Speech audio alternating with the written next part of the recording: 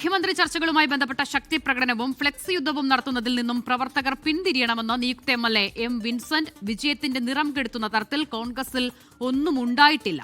മുഖ്യമന്ത്രിയെ തീരുമാനിച്ചാൽ എല്ലാവരും ഒരുമിച്ച് നിന്ന് പ്രവർത്തിക്കും.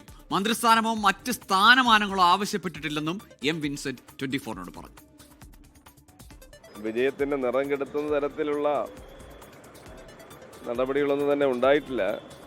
പാർലമെന്ററി പാർട്ടി ലീഡറെ അനൗൺസ് ചെയ്യുന്നതോടുകൂടി എല്ലാവരും ഒരുമിച്ച് തന്നെ മുന്നോട്ട് പോകും. ഇത്തരത്തിലുള്ള പ്രകടനങ്ങളെല്ലാം ഒഴിവാക്കേണ്ടതാണ്.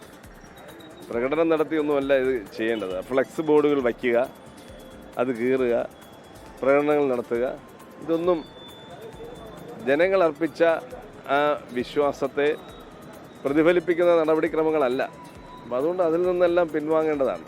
ഇപ്പോൾ അതിനെക്കുറിച്ചുള്ള ഒരു ചർച്ചയും വന്നിട്ടില്ല. ഞാൻ ആരോടും മന്ത്രിസ്ഥാനം ആവശ്യപ്പെട്ടിട്ടുമില്ല.